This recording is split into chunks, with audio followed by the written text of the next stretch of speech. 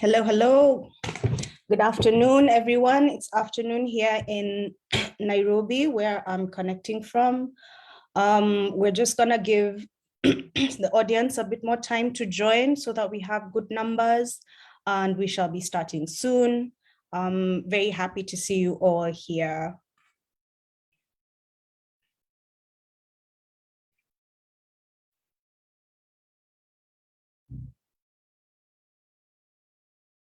So I'm looking at who we have. Hi, Alice Kihara. Hello, Eddie Z, Fred Sales. Maybe you can all type in the chat box where you're joining us from. We'd love to know which countries are represented in the session. So please feel free. Hi, Fred Sales, John Namai, Lima Mbai, Millicent Ogutu. I have to say that name sounds familiar. Mukunzi Isaac. Hi, Nimo Gibinji. Thanks for joining. So I see here Eddie Z from Nairobi, Kenya. Karibu sana. I see Fred Sales is also a friend of some of us in the organization. Greetings from Mars. Hi, everyone. Omar Abdi, thanks for joining. Philip Reed, Robert Njadhika, Roni, Randiek. I really hope I'm pronouncing your names well. Please forgive me if I'm not. Thank you for joining. Tell a friend to tell a friend. We're very excited to answer your questions. We know you have exciting things for us, and yeah, we're looking forward to seeing how we can start working together. Hello, Sophia, Khalid, Abubakar. Hi, Yvonne Muinde. Good afternoon, everyone. We're just giving people a bit of time to join. My colleagues are ready and raring to go to answer your questions. We've received your questions on Facebook, via email, via our social media. So we have a few questions already, but we'll also be taking them during the session. So please feel free to use your Q&A button at the bottom. I had asked if possible, you can also just say hello in the chat box and let us know where you're joining us from. And maybe we can give ourselves a few more minutes. Maybe when we get to about 30, 35 people, we'll go into an introduction and then we'll be able to start. But we're here for 2 hours, so get comfortable, settle in, maybe get a cup of tea. We want to make sure that you leave very satisfied with all the information that you need to give us really great applications.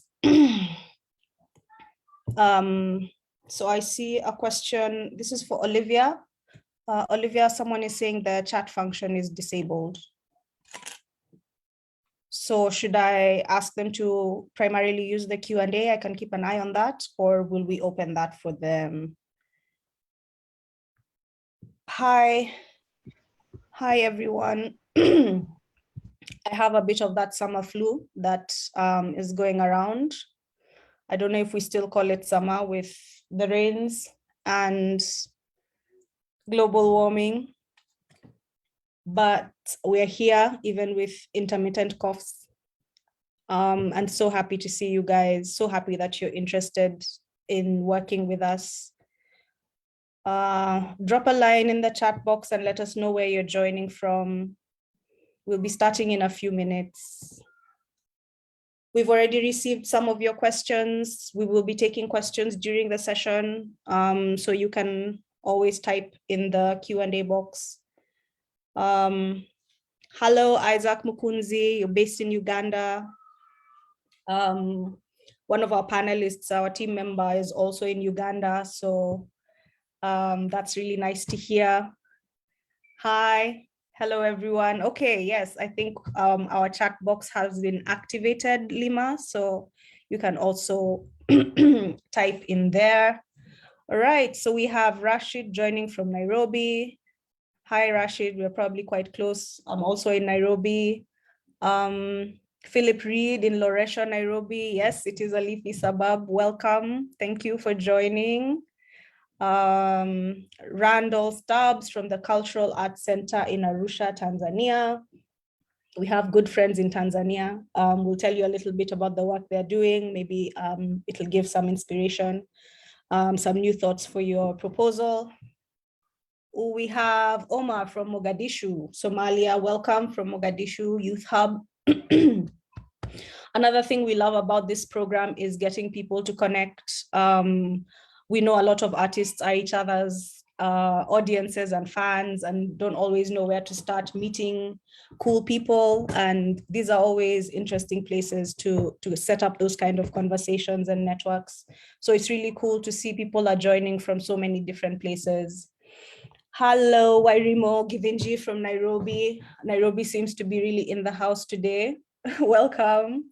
Durvin from the Study Journeys, Nairobi. Maybe we'll get to hear what that is. It sounds very interesting. Welcome. Alice Kihara from Nairobi. Karibu. Charles Rubagumya from Kigali. With Edified Generation Rwanda, Karibu. We love Rwanda. We love working with a couple of people there as well. So we'll also be talking about that. El Shaddai from Uganda with the Church Laughs Initiative. We do have some comedy grantees, some people who do stand-up comedy. I don't know if that's similar to you, El Shaddai. We're at 30 attendees, so we can start, I think, any minute. I'll just check in with my panelists, make sure everyone is ready. Maura from Dung Beetle Studios in hopefully sunny Nairobi. We have a bit of clouds. Here with Wanji Kumbugwa. Thank you, Charles. Yes, we love that Rwanda is also happy to see us. Eric Ndaula from Uganda, Lifeline Youth Empowerment Center. Yep, definitely. Young people are one of our biggest focus groups. We love to see it. So I think we can start. I'll just talk us through what the next 2 hours is going to look like. It's going to be a lot of talking from me. If you have any questions, you can put them in the Q&A box. We'll try and keep the chat box for general comments. Maybe if someone has specific feedback around something, we'll try and keep that for the chat box. The Q&A, we can keep specific questions. If you had already submitted your question via our email address, Facebook, Twitter, social media, maybe you called somebody, I don't know, we have your question, we've written it down, and those are the questions that we'll start with. Once we get through those, we'll start with the ones in the Q&A. Most likely your question will have been answered, but we'll try as much as possible to ensure that we indicate who has asked the question and just make sure that the answer is as available as possible. This is being streamed live. So again, you can tell a friend to jump on and watch it on Facebook if they're not able to join us on Zoom. And the entire recording will be saved and it will be logged on Facebook. So if someone maybe is busy the next couple of hours, but you think it would be cool information for them, just direct them to our social media, British Council social media, HIVA's social media, and you'll be able to be directed to this video. We also have a bunch of other resources available to help you with your application, and we'll be mentioning them and linking them as we go. And at the end, we'll also share an email address in case you want to reach out for any specific follow-up. So I'll introduce my panelists, and then we have a short video and a short presentation to kind of just introduce the program. There we'll cover some frequently asked questions, but we have no issue with repetition in this session. I think it's better to say it multiple times, make sure that everyone is as clear as possible. All right.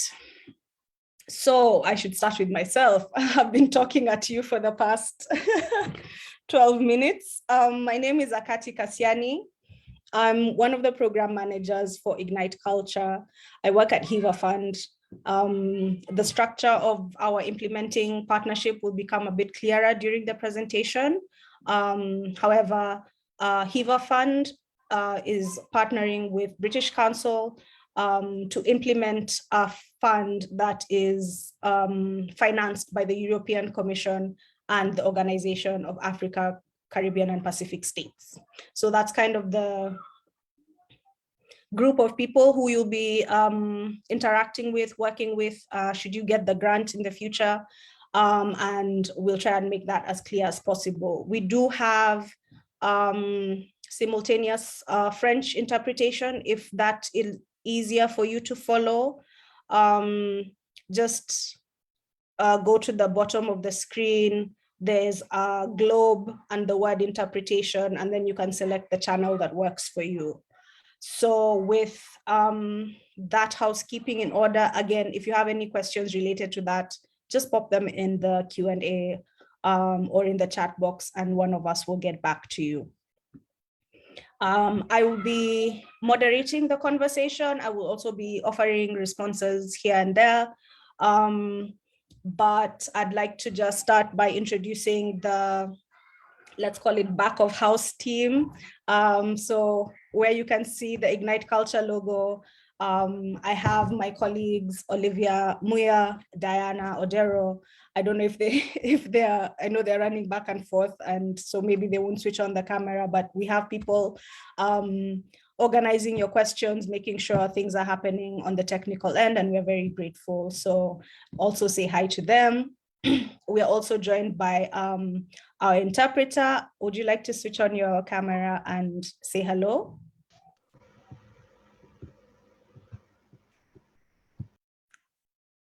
Hi. So this is the person who will be simultaneously translating. And unfortunately, I can't simultaneously translate back. But yes, his name is Jacques. I'll just ask him to wave. Thank you so much. Yes. All right. So we're also joined by Esther. So I'll introduce my colleagues from the British Council, who are our lead partner when we were getting this program. I'm here with two of them. So Esther Koba, who manages finance and compliance issues, and she'll be talking along those matters. Please say hello to everyone, Esther. Morning, everyone. My name is Esther Koba. I'm the Finance and Compliance Manager at the British Council. I'm looking forward to this Q&A session, and we'll endeavor to answer all your questions. Thank you. Thanks, Esther. Esther is joined by Eric Onyango, who is my colleague over at the British Council. We work together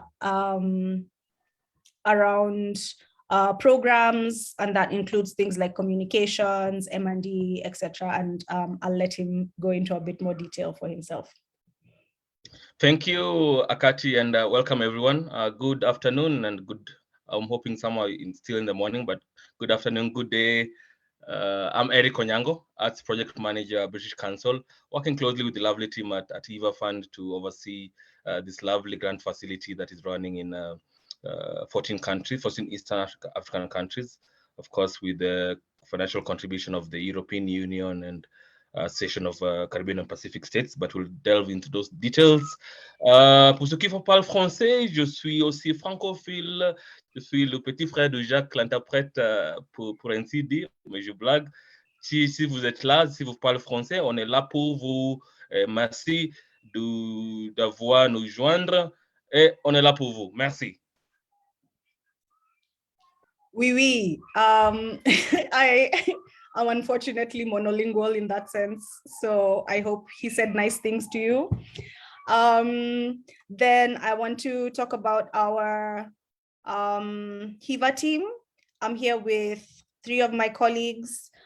So for those of you who may have already had a look at the application form and the submittable platform, I'd like to introduce Rachel. Rachel Kalnan is our colleague based in Uganda, and she handles our online assets, including our submittable platform. And so if you have any challenges with uploading something, downloading something, or submitting, then she's most likely the person who will give you a response. Rachel, please say hello. Hello, good afternoon, everyone. Good I think morning. you're on mute. Hello. Yes, we can hear you now. Okay, now we can't hear you again.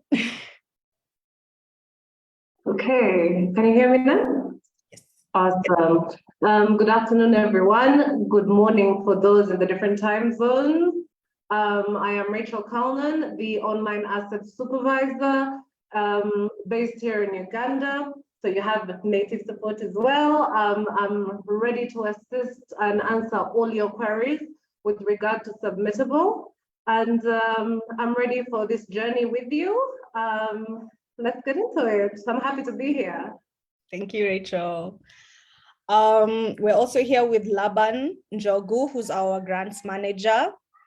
Laban, please say hello. Hello, everyone. I look forward to working with all of you, as my role is a grants portfolio manager. Means once you're onboarded, we'll be working closely together just for reporting and to have a very high impact in all the countries that we're in. So, karibu sana. Thank you, Laban. I'm also here with my colleague, Maz Masai, who's our program officer. Maz, please say hello. Hello, everyone. My name is Maz. I work with Akati, assisting her as the project officer. I'm also a researcher with HIVA. It's a pleasure to be here. We're really looking forward to interacting with you and helping you as you continue to prepare to apply for the grant. And as always, we continue to wish you all the best in your preparations. Karibuni. Welcome. Asante. All right, so let us get into it. I see we're up to 38 attendees. So happy to see all of you here. Welcome. Our first point of business is to show you a short video that just gives you glimpses into a couple of things our grantees have been able to do. So Olivia, please take it away.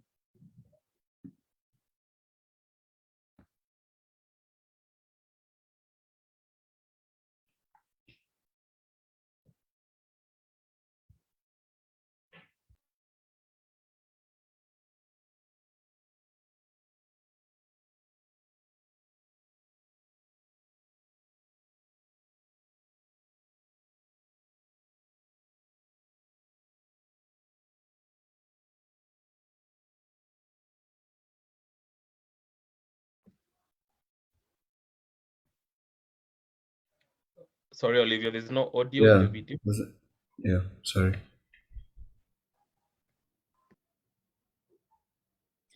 Sorry about that, guys. Let me start again. I hope you can hear it this time. This is Ignite Culture, part of the global ACP EU Culture Program. Launched in 2021, this innovative grant financing facility of between 30,000 and 180,000 euros was designed for the support of creative and cultural industries in 14 countries in Eastern Africa. Prospective applicants must demonstrate that they will implement programmatic support towards at least one of these 4 focus area activities.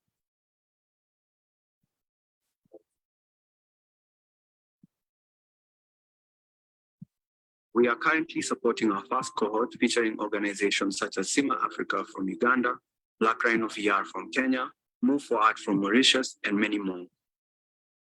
You can read more about our first cohort by following @IgniteCulture on Medium. To learn more about this fund, follow Ignite Culture EA on Twitter, Facebook, and Instagram, or visit our website.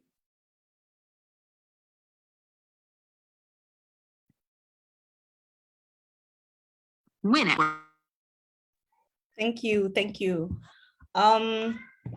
So I'd like to now take a moment to share a presentation with you. Let me just pull it up. I'm going to talk through a few points of the program that I hope will help you understand what the program is trying to achieve, and that will help you structure your application around that. There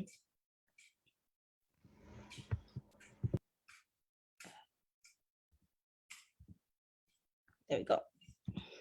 All right, so what is Ignite Culture? So Ignite Culture is the name of the ACP EU Culture and Creative Program, Eastern Africa. This is a 3-year grant facility that started. We had our first call for applications in 2021. We had our second call for applications earlier this year, and we're having our third and final call for applications that's open now because the program itself closes in 2024. That is the global program. We are part of a global program that has clusters in Central, Southern, and Western Africa, as well as in the Caribbean and the Pacific. And the mandate is similar. The EU and the Organization of Africa, Caribbean, and Pacific States got this pocket of funding from taxpayers and decided to deploy it into the improvement of cultural and creative industries throughout the world. And each of these clusters bid for the ability to run that contract in the region and give out sub-grants. So that is the role of the British Council and HIVA Fund. And the purpose of the grant throughout the world is to provide grant financing through open calls for applications, which kind of democratizes the process, as well as offering additional support, because it has been well researched that young enterprises, including creative and cultural enterprises, not only need capital support, but also need support in building their enterprises, learning how to manage their finances, their records, their compliance, etc.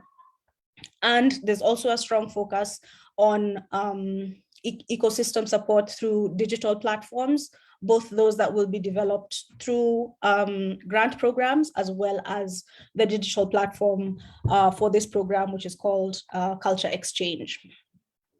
So these 4 objectives, I think, were mentioned in the video, and your proposal needs to pick one. So the project that you will be submitting around needs to answer to one of these things, either increasing the quality and quantity of goods and or services produced in the region, improving cultural and creative education and skills building. And like I mentioned, our focus is on the youth. So from tertiary education, people who are out of school and in between jobs, what kind of opportunities can you give them? And how well are those opportunities and skills matched to industry needs? You could also do something that improves access to local, regional, international, and digital markets. So things like festivals, fairs. Do you want to set up a digital marketplace? This is something that we can have a discussion about. And finally, increasing visibility of cultural and creative workers in the region. And this works both on the kind of creating stages and also ensuring that audiences understand the kind of products and services that are available to them. All right. So a quick note about HIVA Fund and British Council. HIVA Fund is the local implementing partner. We're based in Kenya, but have footprints throughout Eastern Africa. And our work is in financing, business support, and knowledge creation, as well as lobbying and advocacy for creative and cultural industries. I think these numbers have changed, but we financed, I think we're now at 70 businesses, including our last cohort. supported over 8,000 entrepreneurs through trainings, market access, networking opportunities. And as I've mentioned, we work with developing public policy and working around business environment. British Council is the lead partner, and this is of an international organization based in the United Kingdom, and whose mandate is to build connections, understanding, and trust from the UK and two other countries through arts and culture and education.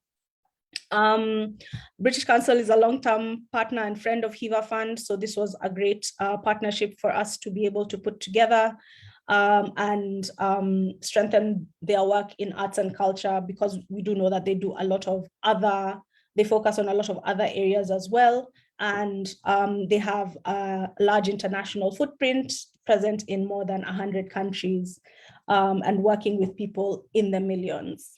So we're very happy to work together to be able to bring this grant into the region.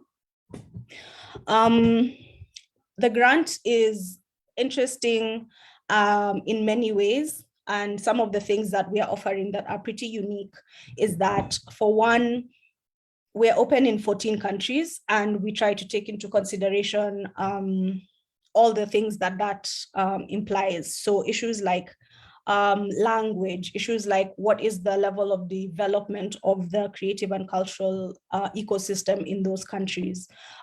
Is it more something that's held by development organizations, or is it more held by new and upcoming enterprises? And what ways can we make sure that we're really speaking to the realities on the ground? It's also open to all value chains, and we'll go into a bit more detail in a later slide, but this is based on the UNESCO list of creative and cultural industries. We also wanted the grant to be accessible not only to direct practitioners, but practitioner enablers. So these are people or institutions like associations, say the Actors Guild, Screenwriters Guild, royalty collection organizations. So any kind of institution, organization that is also working to support the work of creative and cultural industries, even though their product is not necessarily creative or cultural work. Finally, we also offer capacity building for our successful grantees. We have sessions on monitoring and evaluation, financial management, and we're looking to develop a few more. So we'll go into eligibility and accessibility of the grant. And this is actually, I think, the first question on the list: what is eligibility? So we have the grants, as we mentioned, to take into account the different levels of development of creative and cultural institutions. So we have a smaller tier, a tier of a lower amount, which is a 30,000 euro. You can apply for this as a fixed amount. You can apply for 30,001 to 90,000. So any number in between that, that's the second tier. The third tier is any number from 90,001 to 180,000 euro. How you'll make this decision is, let's skip the next point and go to the third one. You must be able to demonstrate that you handled 50% of the amount that you are requesting within the creative and cultural industries in the years 2017 and 2018. So to break this down, for example, if I wanted to apply for a grant of 72,000 euro, I would, that is in tier 2, I would have to be able to submit audited statements that the finance team can look at and show that in the years 2017 and 2018, if we add in all the pieces of spend that go into the creative and cultural industries, we can find 36,000 euro, which is half of what is being requested. And then we feel comfortable that your systems will be able to absorb the amount of financing that you are requesting. Another question that's come up a lot, and we'll still get to it when we get to the questions, is why 2017 and 2018? And that is a guideline that was set by the owners of the fund, the European Union and the OACPS. So that's not something we have any flexibility around. We do understand the considerations around that, and we can discuss it in the later section. However, this is not really an area that we are able to offer any wiggle room. Organizations must be registered, and in this case, you can also be a person who has registered a sole proprietorship. You just need to be able to show that the government or the regulatory system in your country has a record of you and your business. So all kinds of registrations are acceptable. You just need to be able to demonstrate that document, and the date needs to be on or before the end of 2017. Excuse me. Finally, you must demonstrate that the organization, institution, sole proprietor is 51% locally owned. So depending on what kind of structure you have, maybe you'll show us your shareholding certificate, maybe you'll show us some kind of partnership deed. But we need to understand that as far as the decision-making around this institution, it is locally managed, and the funds will be benefiting any of the 14 countries that we've mentioned, or partner organizations, or in the appropriate countries, which are in the other ACP clusters, any country from the European Union and the United Kingdom.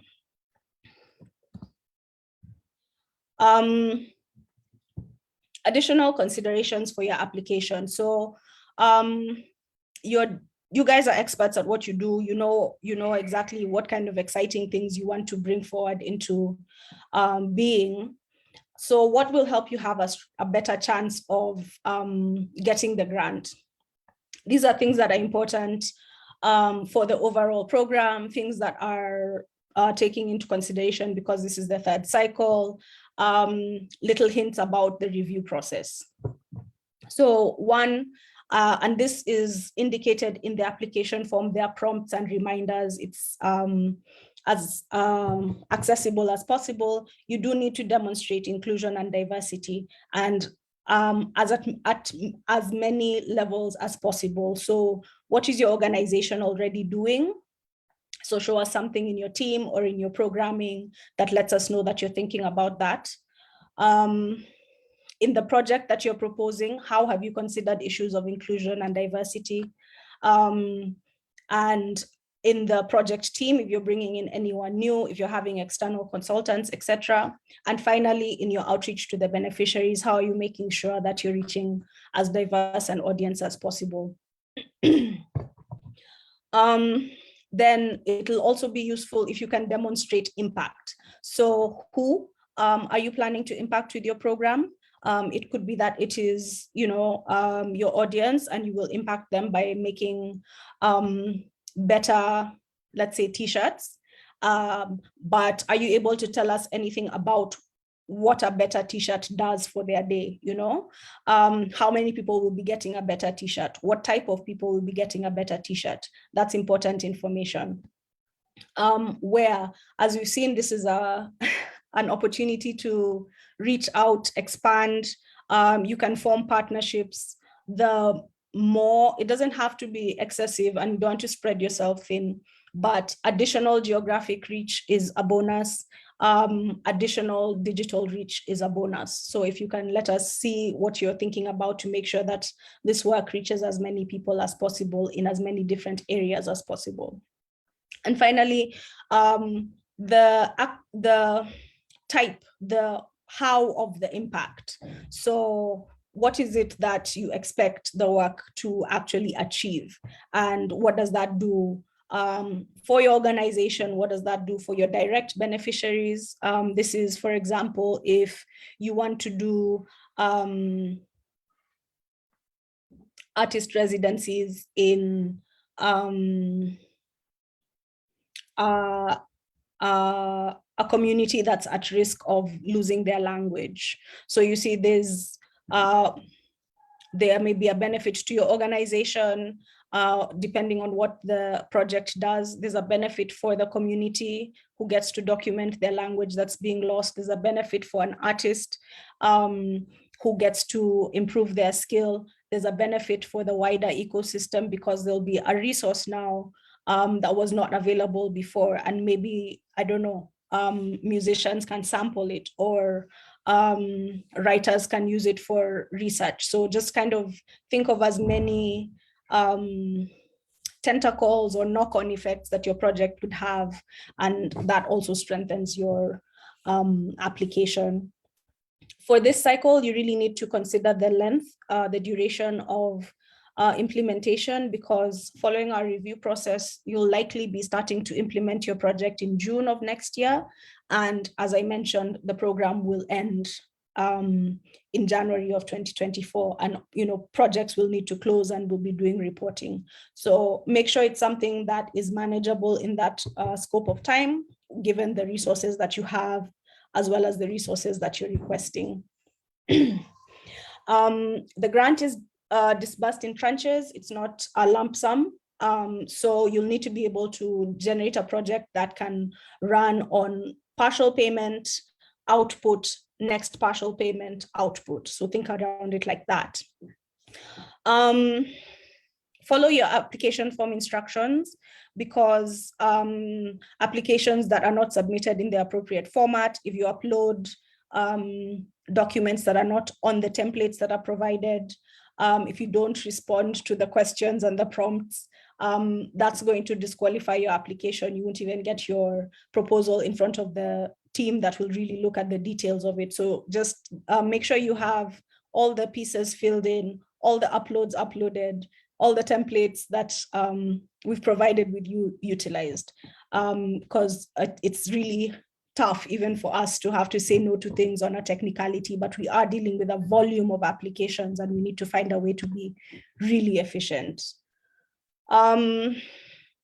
If you are forming a partnership, which is one way to navigate the registration question. So what we have is more established organizations that have been present in the ecosystem for a while, work with newer organizations because you find some synergy in your interests and you're able to put that out. Or maybe you're just partnering because you think each other is cool. But even in that case, you will need to formalize this partnership. So we'll need at some point, it would be great if you have it before you start the project, but it's possible to build it early in your project, and we need that formalized. There needs to be a lot of clarity around who is managing what, whose responsibilities and whose rights are indicated. And finally, please only work on one application per applicant. If you send us two, we will still come back to you and say pick one. So I would recommend that you utilize that time and energy to just pick one, refine it to the best of your ability. Other considerations, and these ones we're sharing as things that we've noticed come up and trip people up even after they've managed to get the grant and are in implementation. The grant financer has very stringent compliance and reporting guidelines. So by signing the contract, there are things that you'll be agreeing to do that you will have to do. So on top of your project, just be very clear that there will be other requirements, requests, and so on. And it's best to be prepared as early as possible. So one, communication and visibility is important. Why is it important?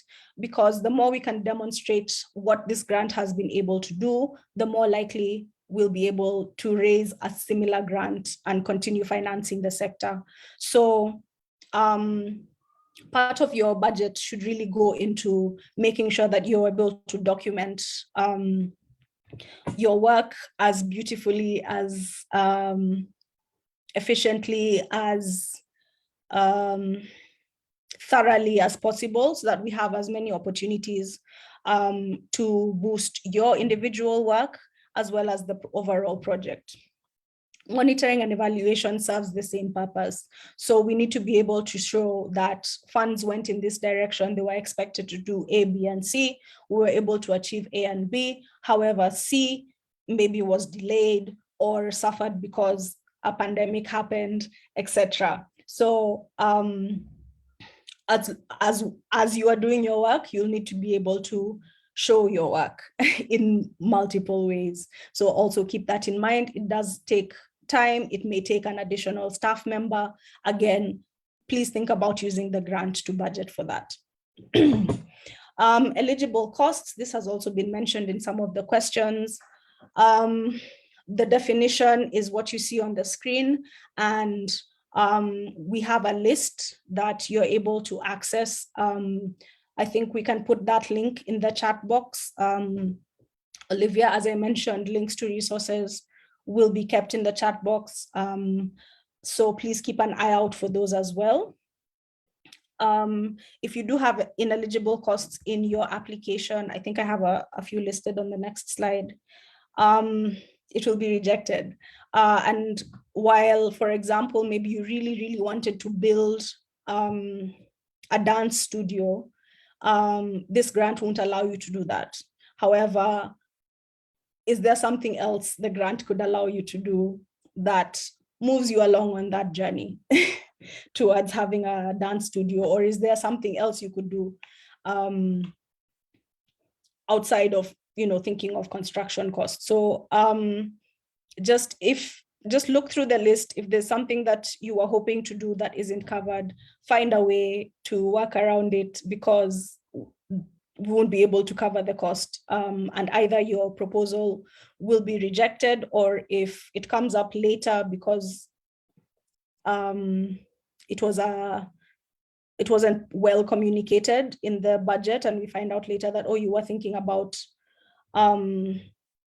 importing something rather than buying it locally, and now you have import duties that are ineligible, your organization will have to figure out how to cover those costs. So just think about it as early as possible. Other things that have come up are issues around procurement. We know a lot of artists, you have people that you work with, you have trusted suppliers, etc. You will still need to go through open procurement, especially for larger amounts of spend. So just prepare yourselves for that. And it doesn't mean that you cannot work with people you've worked with before. It's just that you'll have to be able to demonstrate that they gave you the most competitive bid. Record keeping and archiving. So documents related to this project need to be kept even beyond the life of the project for audit purposes. So that sometimes is also a consideration. And you also have to take into consideration data protection, especially if you're working with the general public, and maybe you'll be asking them to register for things, give you their ID numbers, etc. So you have to be really careful around how that data is managed. We don't want to be the source of a data leak. If you're working with children or vulnerable adults, we do have support for helping you figure out the best ways to keep them safeguarded. We know you must have systems in place. We're happy to look at them and also give some strengthening. Reporting is pretty intense. It does happen every quarter. We will expect things on time. So an additional consideration, like I mentioned, with communication and visibility. Do you have someone working on your reports? Do you have someone making sure your finances are tidy so that you don't miss any deadlines? And again, maybe consider hiring new people around that if you don't already have internal capacity. Like I mentioned, around procurement processes, you will have to declare conflicts of interest. And this, again, does come up because we're a small community and we tend to work with each other a lot. We just need to make sure that in those processes, we're not managing any corruption. Information access, we will be coming to you for, in your reporting and your M&E and your communication, will be asking for insights into your work. So if there's something that you struggle with sharing publicly, you may want to consider how we'll be able to make sure that we're meeting our compliance requirements and you are meeting your separation of public information. Finally, there's a no profits clause in your contract, and that means that for the duration of your contract, in this case 6 months, any profits that are realized through granted activities need to be plowed back into the project. They cannot be given out as revenues. So again, if your project has a revenue earning arm, you need to keep that in consideration. So who can apply? As long as you are registered, you have a registration document dated on or before 31st December 2017, and you're working in any of these value chains. As I mentioned, this list was developed from UNESCO. We do try and keep as broad scope as possible. We work with audiovisual and interactive media. One of our current grantees works in virtual reality. There's questions around film. So the thing with film is that there are certain costs that can be covered in pre-production and in post-production. However, we cannot cover production costs. So if you do have a film related ask, it's an issue of checking through the eligible costs and finding out what it is that you want to do. So do you want to do a script writing workshop and maybe buy some equipment? We can talk about that. But if you're talking about location hires and stylists for set, we can't cover that. If you're talking about closed captioning for your film so that you can show it in different language regions, or you have a plan for going to a festival, we can talk about that.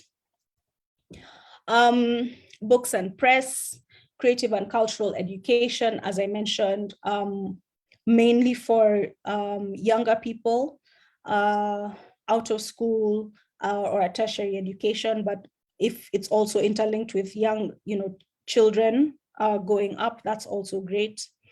If you're interested in older people, we're really happy about intergenerational exchange, so that's also cool.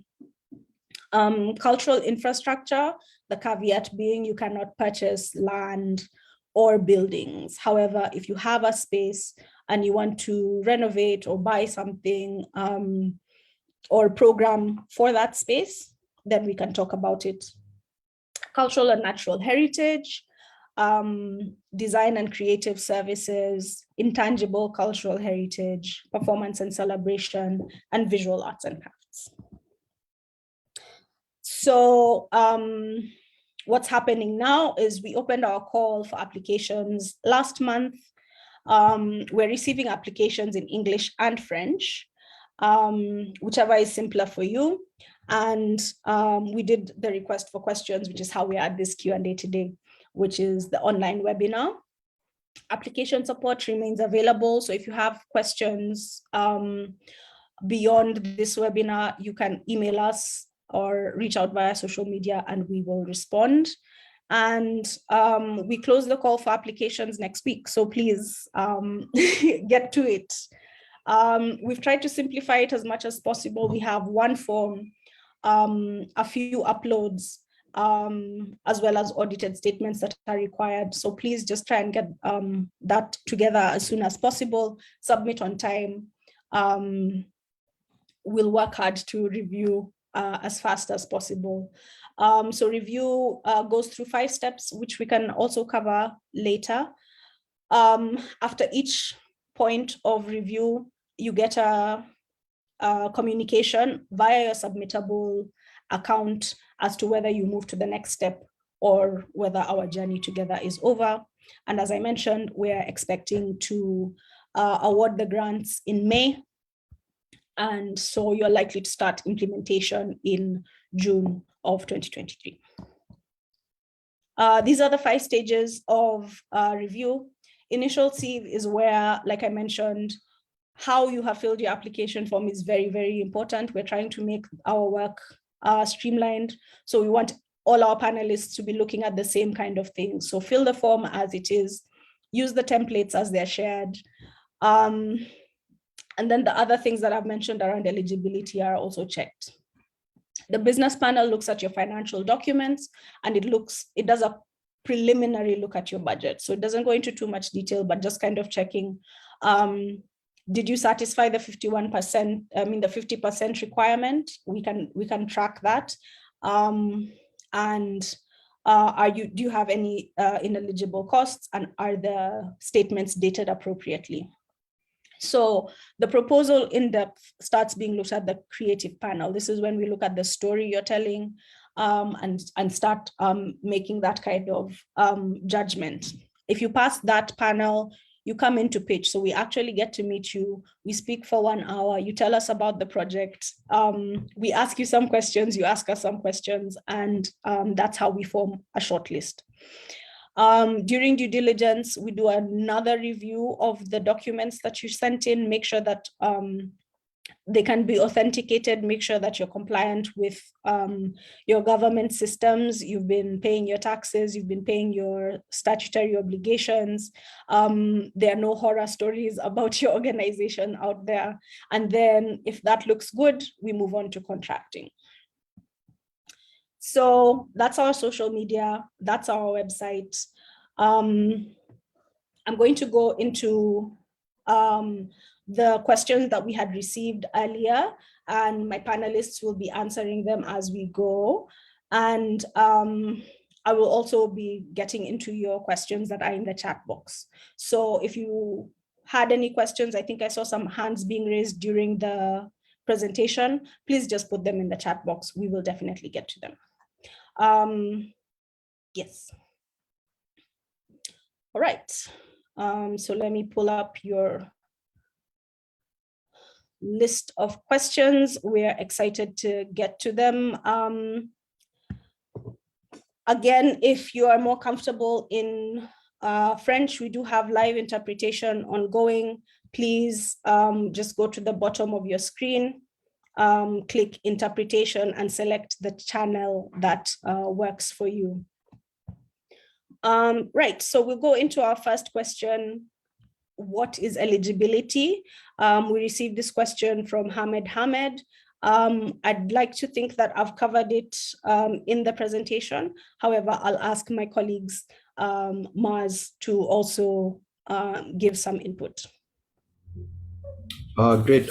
Thank you, Akati, for the wonderful presentation. And thank you for your question, Hamed.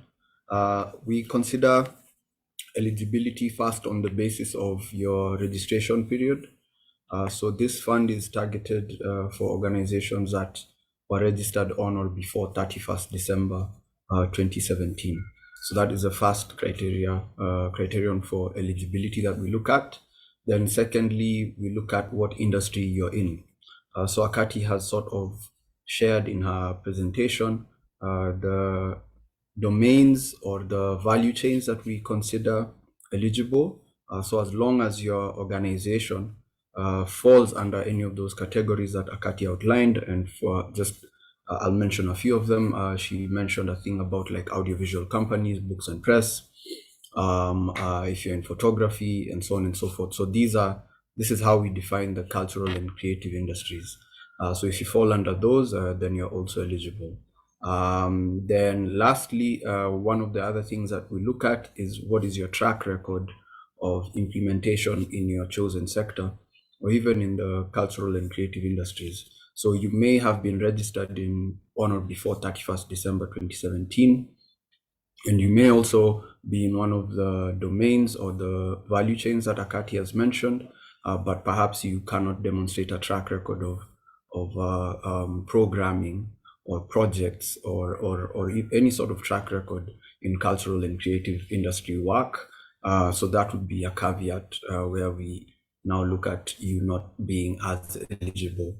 And then we also have another criteria which states that at least 51% of your ownership needs to be held by citizens of the country from which you're applying, or citizens of any of the 14 countries to which this fund speaks to. So those are some of the areas where we look at eligibility. And lastly, most importantly, I forgot to mention, is that you also have to demonstrate that you've handled at least 50% of whatever it is that you are applying for. So for instance, if you're applying for 50,000 euros, you have to demonstrate that you've handled at least 25,000 euros, either in grant funding or in revenues as a business. And I'll just invite anyone from the finance team to sort of contextualize what we mean when we say you have to have handled at least 50% of the funding that you're asking for. I hope that answers the question, Akati. Thank you, Maz.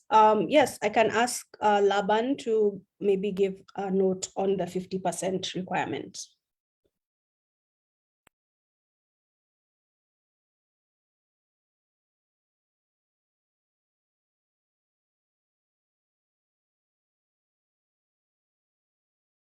All right. Hello, Laban, are you able to join us? If not, maybe Esther can take that question.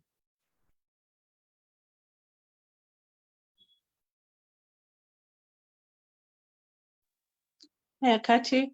Yeah, I can take that question on the 50%, having handled 50% of the ask that you are putting forward. We do verify that you've handled the same between the period of January 2017 up to December 2018.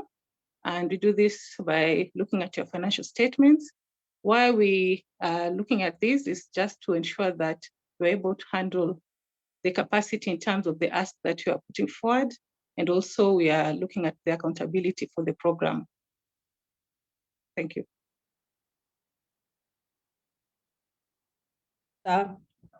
Yes, so I hope that answers that question. If not, you can put a follow-up in the chat if anything else has come up for you.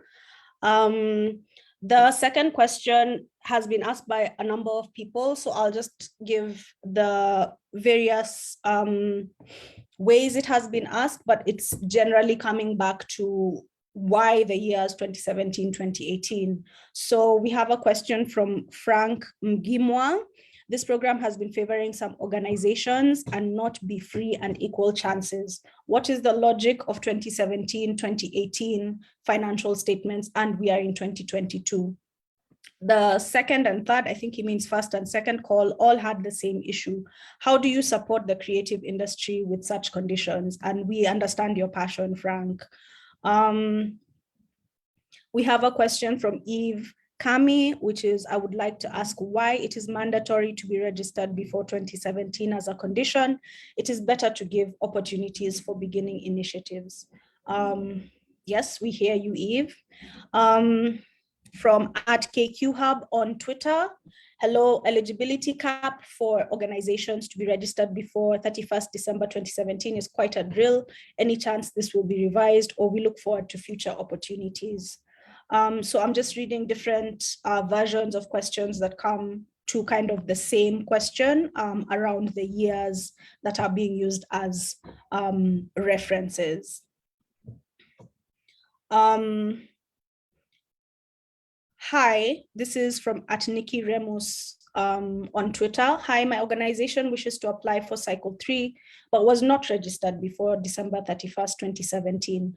Does that mean we cannot be a lead applicant, even if we apply as a group with an organization that does have all the eligibility requirements?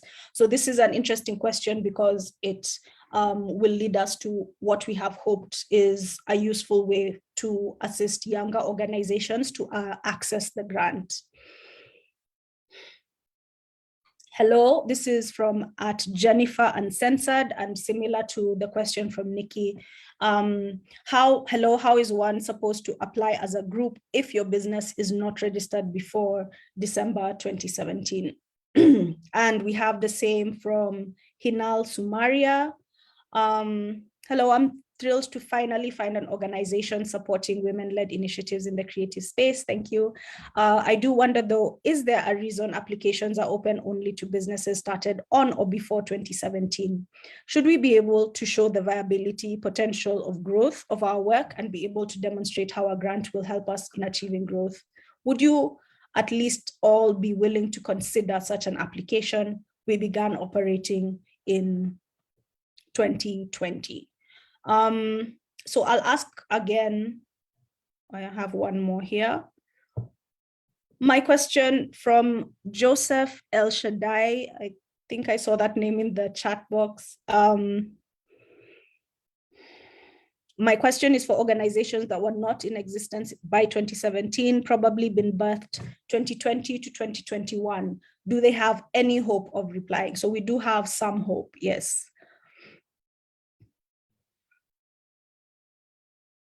All right, perfect. So I think from the written questions, those are all related to why does the organization need to demonstrate registration in the year 2017. People have brought up relevant points such as it is 2022, the feeling that the grant should try and support younger organizations or be based on a demonstration of the work that people have been doing, the activities that they are able to show.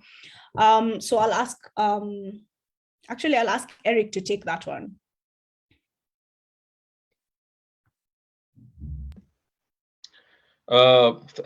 Thank you, Kati.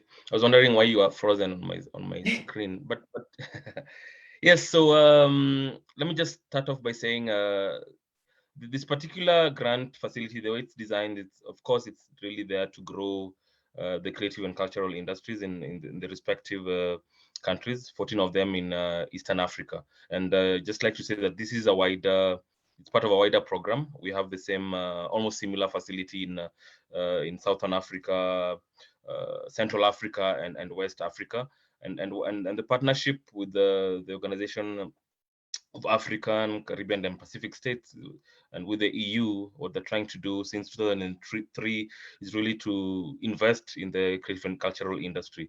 So if we link the previous question on having handled, 50% of the grant, and the design of the same, and we previous discussions upon the design is looking at 2017 as a base year. And then if you consider the interruptions that came as a result of the pandemic, we said and we decided that 2017 was a good base year and registered on or before. But do organizations that were registered after, because the creative industry, the CCIs are very evolving, do they lose out? No, in the sense that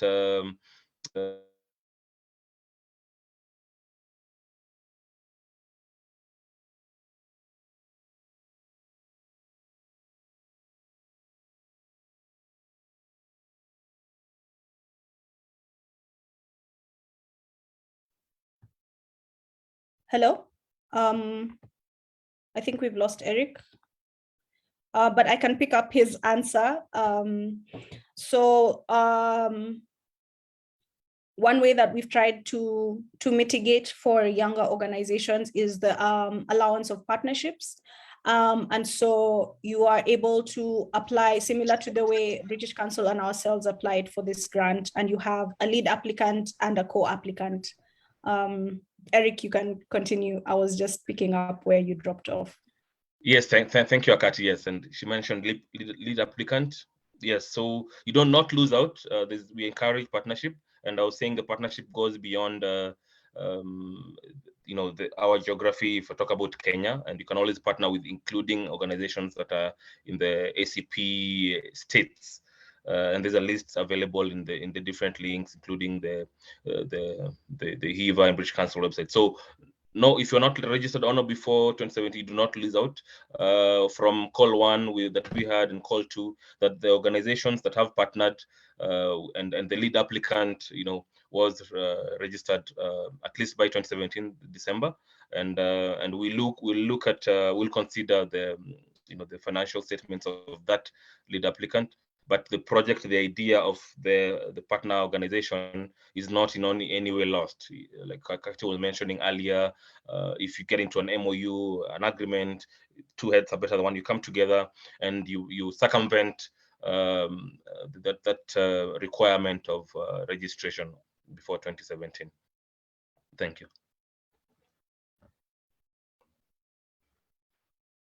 Sorry, thank you, Eric. So I hope that answers the question around the 2017-2018 requirement. For this grant, there is no flexibility.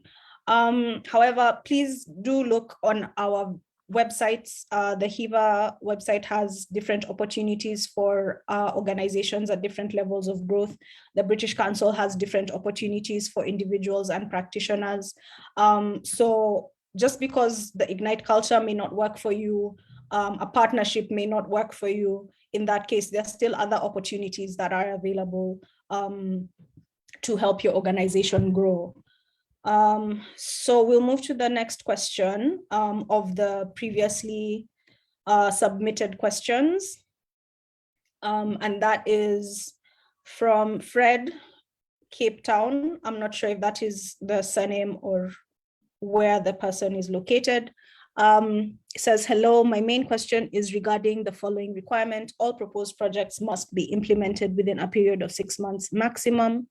It is not clear whether the project has to be completed, which means it can only be short-term projects, or if it has to be launched within these 6 months in case of a long-term and sustainable project.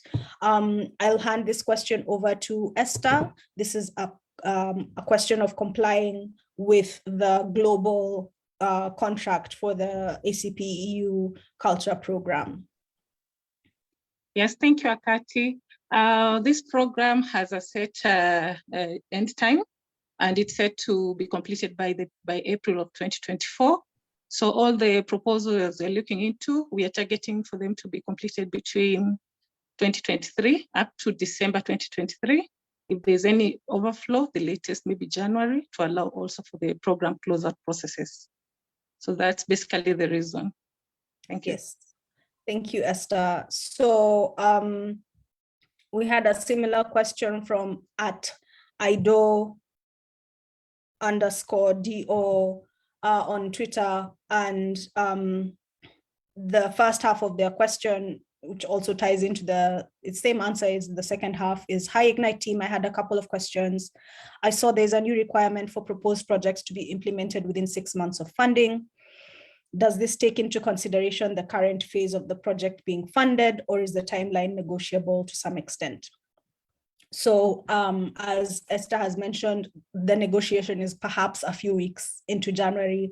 However, not much else in terms of wiggle room. And because you'll be doing a final report, you might want that wiggle room for reporting rather than for project implementation. Secondly, in your communication, this is part of the question, you mentioned that this is the final call. I wanted to get clarification as to whether this is the final call for this round of funding, or this is the final call as in the end of this funding program. So the ACP EU Culture Program closes after the 3-year cycle. At this time, we have no information as to whether the ACP EU program will run another grant cycle.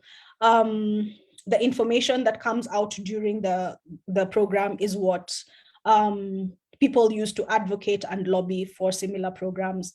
So we cannot really speak to the future. We are hopeful.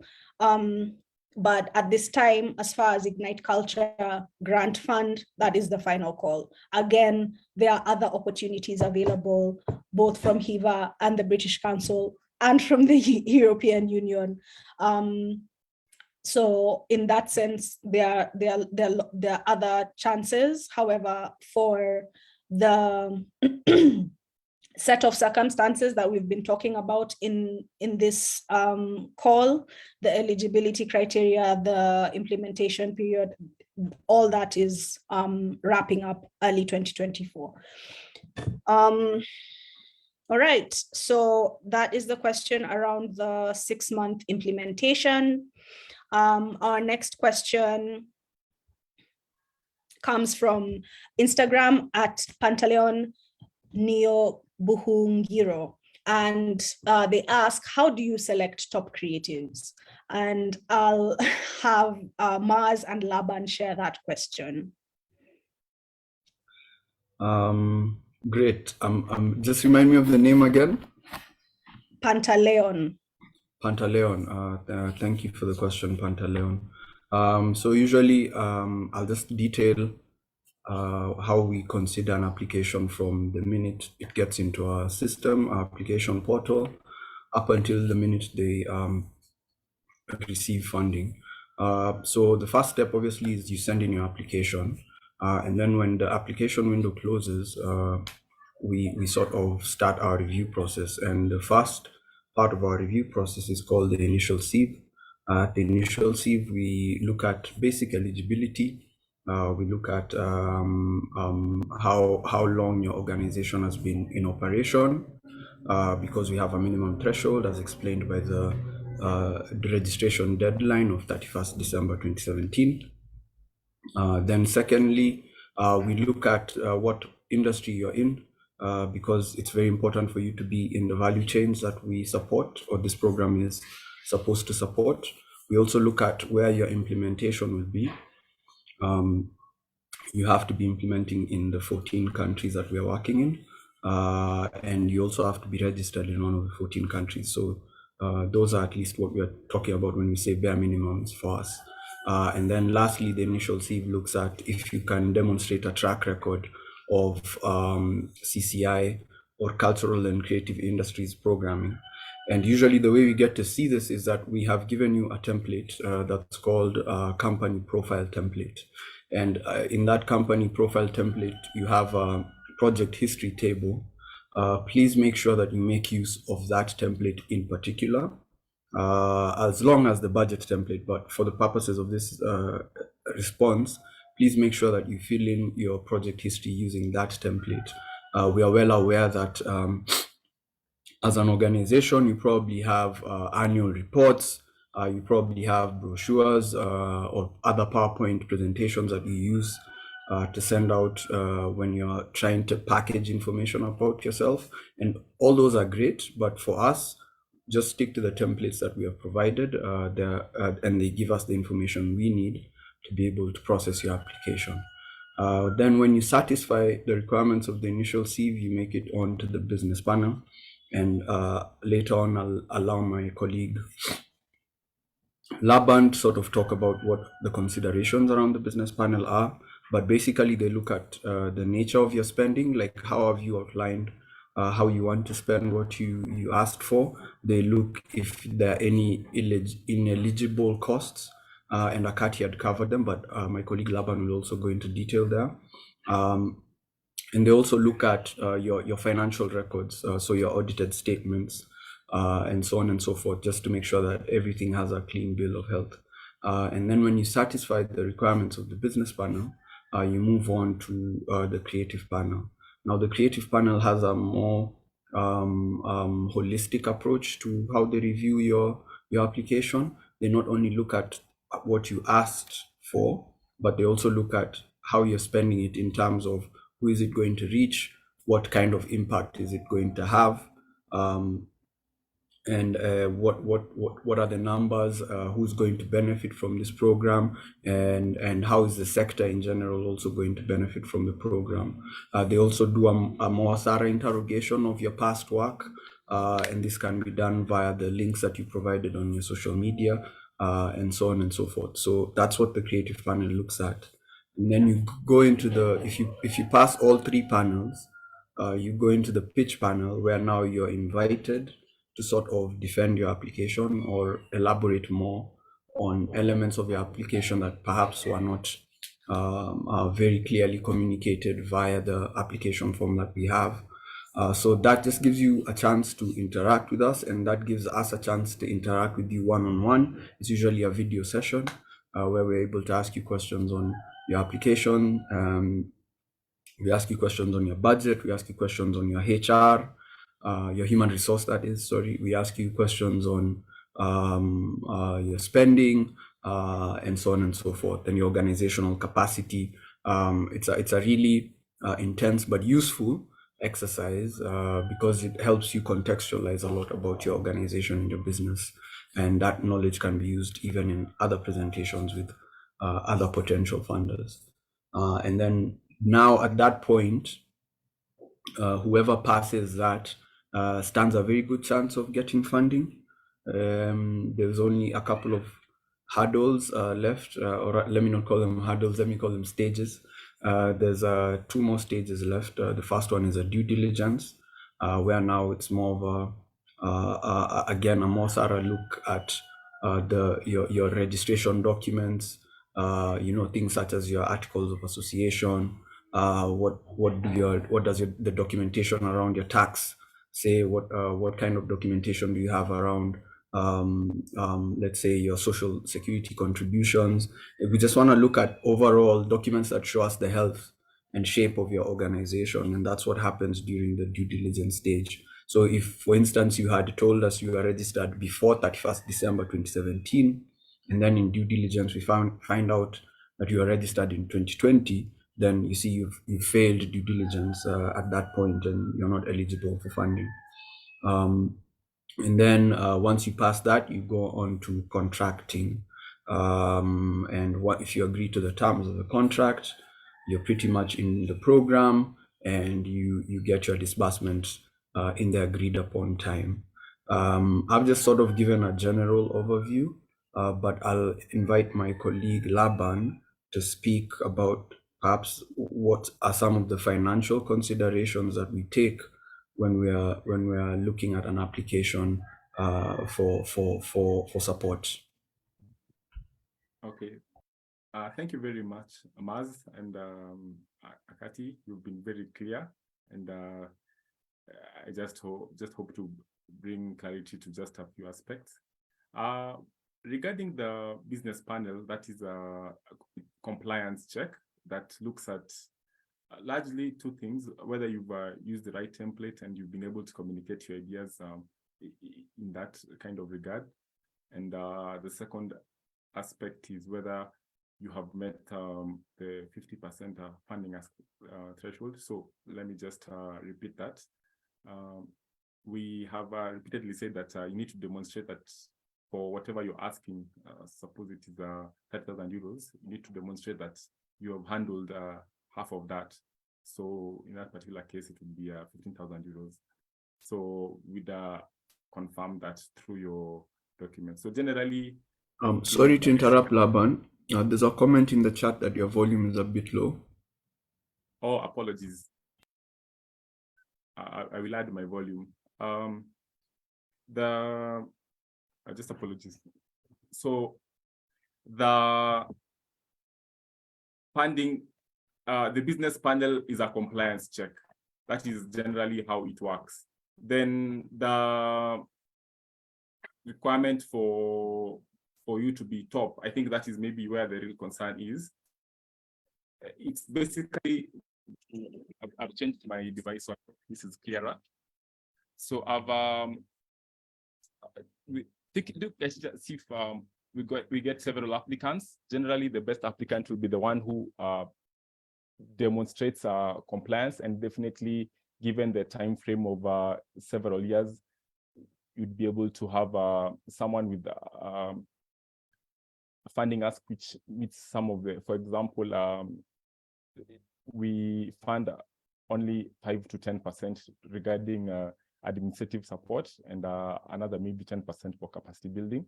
So you'll find that really this fund may not address your core administrative issues. So you might find that a well-structured proposal will have those kind of elements, and it will also have an ability to address the industries targeted or the creative sectors targeted. So I feel just in those 2 particular aspects is how we eventually get our top applicants or our top creatives. Thank you. Yeah. If I could just summarize as well, essentially the person who will consider a top applicant is the person who satisfied the requirements of each review stage. And one thing I'd like to mention that we see occasionally from the people who stand out or make it through the process is how we've designed the application form is that it's very prescriptive in nature. It's designed for you to give us the information that we need so that we're able to analyze and review your application form. So try as much as possible to rely on the guidance that we've provided on the application form. And we often find that more often than not, the people who sort of stick to that guidance are the ones who stand out and are in compliance along the stages of review. And so one underrated quality of a top creative in that sense is their ability to respond very clearly to our application form. So I truly want to encourage all of you to sort of make use of all the resources provided that help you sort of approach our application process. Thank you. Thanks, Maz. And thank you, Laban. I think those two responses really build well to a couple of other questions. So we have some questions from Youth Motion Kenya that we received via email. And they asked, how long do you anticipate the selection process to be, such that applicants can project which month to begin the implementation of the project? And as we've discussed the various stages, we expect that you will be signing your contract in May of 2023 and start your project in June. So I hope that answers your question. You also asked, do you accept the attachment of other supporting documents that the applicant might feel are relevant and might boost the chances for selection, especially those of us intending to apply to implement in multiple countries?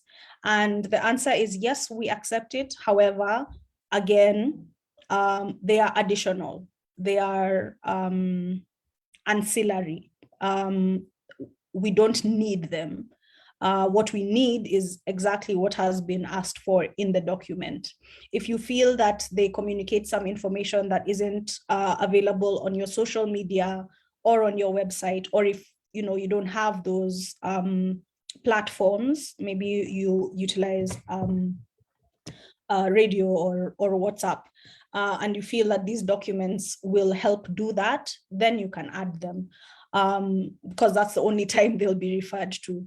So do not attach additional supporting documents until you're certain that you have filled the form and attached the mandatory attachments with the formats that we've shared with you.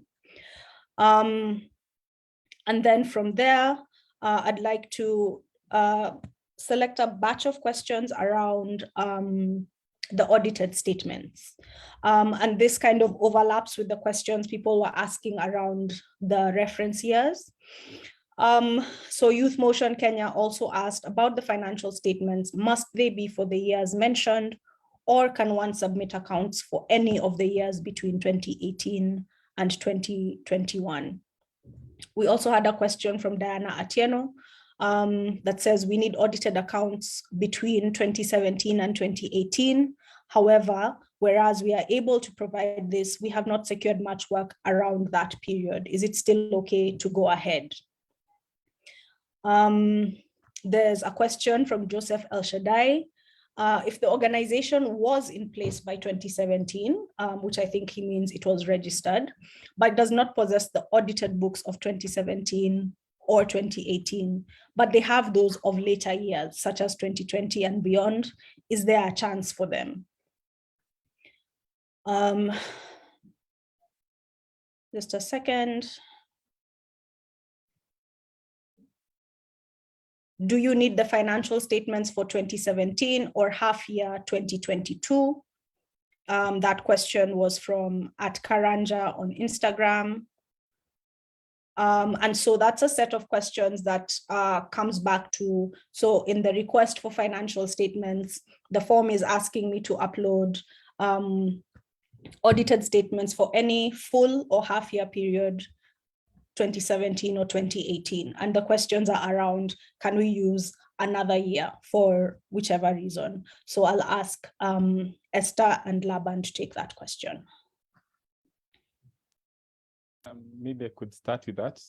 To be direct, the answer is that we require audited financial statements. So it's unfortunate that if you do not have audited financial statements, you will not be able to proceed through our compliance checks or through the business panel. So in that event, we think if you're unable to upload your audited financial statements, then you will not be able to apply for this grant. So I think it's a bit difficult to put it in black and white, but the reason is related to our larger donor and our larger context for this particular grant. Just to repeat that the same rules are applied in the respective grants within the continent, that is within the Southern, West and Western Africa and the Central Africa. So they still have the same rules. So we cannot change that as for this particular grant. So maybe the next question is for which particular period? If you have so the calendar year, so the Gregorian calendar, the calendar year is from 1st January 2017 to 31st December 2018. So if you have audited financial statements for subsequent periods, you cannot avail that because our requirement is limited to that 2-year, 24-month period. So the only other way is partially assuming you have had a 6-month audit. So for example, if your financial year starts from, your audited financial statement starts from 1st July 2017 to 30th June 2018. So maybe you could present that because it presents a 6-month period of our eligible or our reference 24 months. So I hope I'm clear on that, but there's also maybe a subsequent or concern that what I've already mentioned is for the 6 months or for the 24 months, you can present, you can even have a 1-year financial statement from, be it from 1st July 2017 till 30th June 2018. So that would still be for, not for the full 24 months. So if you have any audited financial statements that is not the complete period, please avail it. Something which most people don't recognize, maybe just to emphasize, is that our assessment of your ability to spend is based on that audited report, what you've uploaded. So just remember that whatever you're uploading, you're using it to assess your ability to proceed. I don't know if I've left anything. Maybe Esther could pitch in. No, Laban, you've said it quite comprehensively. Unfortunately, that is our base year of reference, and it's part of the pre-existing conditions we need to meet for us to proceed forward with your application. I can't add anything else on that. Thank you. Maybe if you allow me, Akati, I see a follow-up question by Abdi Rashid related on the same on the definition of audited financial statements, and he's also asking, do tax returns count as such? And if these are audited financial statements, the question is they're audited by whom? So maybe Abdi Rashid and maybe Laban and Esther can also chime in. Is a financial statement would mean, can we see profit and loss in your, can you see the financial position of the organization? Can we see cash flow? Those are some of the components that a financial statement would have, and those would be audited by certified, public accountants, if you will, in this country, but a certified accountant by law. And the tax returns wouldn't count as such. Tax returns would be tax returns. It shows your income, where the amount of if you're a consultant, the amount of tax that you have paid to the government, and if you're employed by say the organization, then the amount of amount pay as you earn that was deducted from your income. So that would constitute the difference. But the financial statement has pretty much standard components. Profit and loss include, and then also mention the cash flow, it would, if someone was to look at the certified statements, they'll be able to tell the financial position of your organization. Thank you. And maybe just to add on what Eric is saying, remember the audited financial statements is the first time we are interacting with the organization's books of account at the point of application. So we are heavily relying on an independent auditor's opinion to just update us on how is your financial position, how are you keeping your books of account, how is your accountability level. So that is why we must go back to the audited financial statements. Thanks, Akati. Thank you. Laban, you have maybe I something could else? still add. No, I can still see many follow-up questions. Maybe they're asking whether they will provide, in the case of a lead applicant and several other applicants in the same application, sub-applicants. So the answer is we normally look at the lead applicant only. We do not refer to the others. Maybe there's another question I think I saw that relates to the size of the audit reports.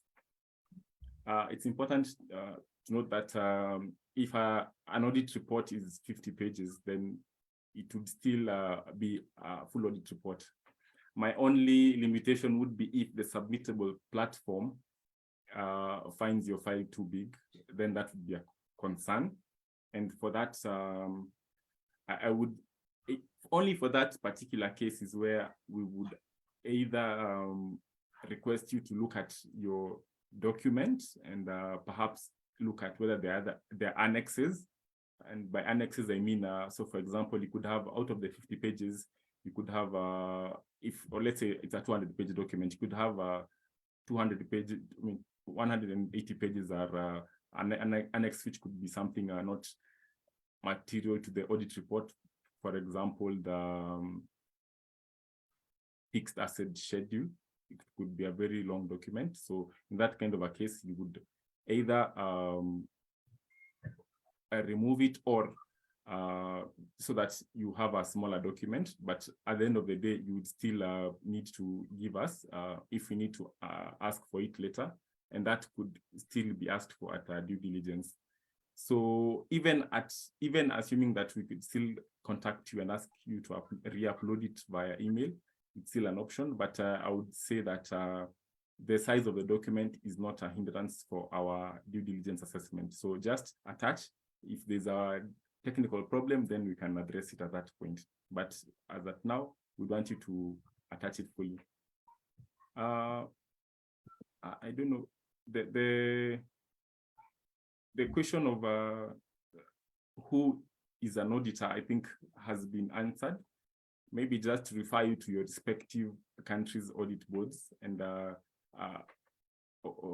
be it accounting and auditors practitioners. So it depends on what is prevailing in your respective countries, but they would normally give a list of auditors. So that is how we look at audit. It's not maybe an assurance by an accountant. It's actually an audit with a report.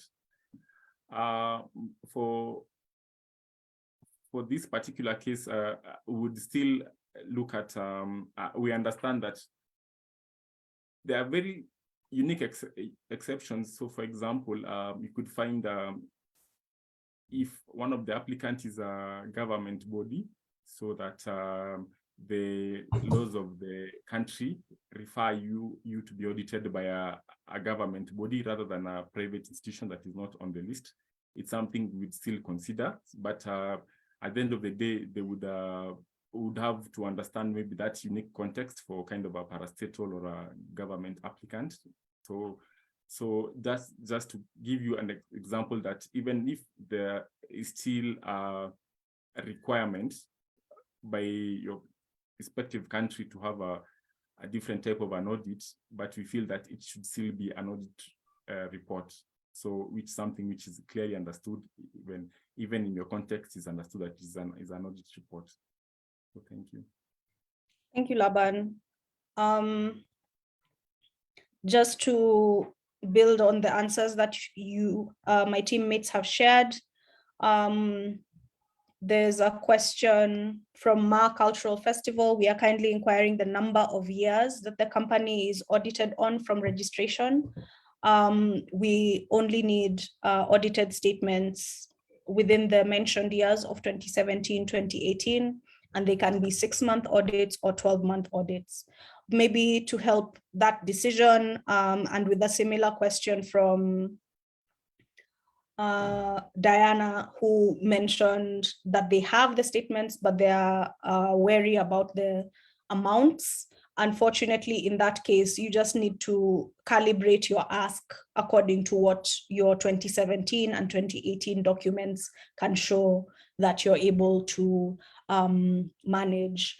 Again, this is not a clause that we have flexibility on. So in as much as we understand that perhaps you had, maybe you had a better year after the pandemic, and that's the last 2 years, we unfortunately cannot use that for reference. And that's a similar question that we had from at Andrew Kagia: is the proof that one has handled a certain amount based on the last 2 years or on the 2017, 2018 financials? So we are only looking at the audited financial statements. Please don't send any other financial documents. And it is either 6 months or 12 months, 2017, 2018. We will work with what you give us. So just consider that. Calibrate your ask according to what your financials will show. Because you might have a great project, but when the business panel looks at it, you've asked for more than your financials, your submitted financials show you can support, and we need those documents to tally. Another finance question is for the budget under administrative cost. Does the fund cover institutional overhead or administrative overhead? If yes, at what percentage? And we have that question from Hadija M. Laban, would you like to take that question?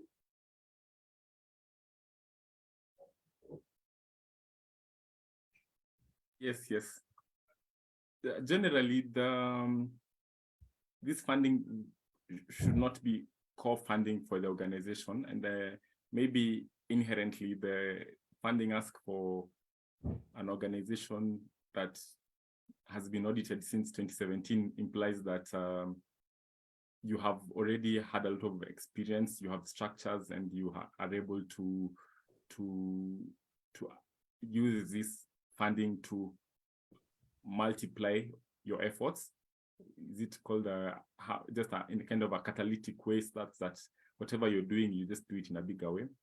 So that means our support for administration has always been at a maximum of 10%. And that is a maximum, it's not a minimum. And in fact, it's just important to note that even at 10%, you'll find that over given a period of perhaps 6 months, you'll find that it may not fully cover new salaries for some staff, and you'll find that we would be basing it on kind of a level of effort. That means we will pay some staff partially so that you're able to work within that kind of a limit over 10%. So in response to that, maybe just a follow-up concern normally is how do you demonstrate paying salaries partially, and normally that is through timesheets and having a payroll which shows multiple sources of funding.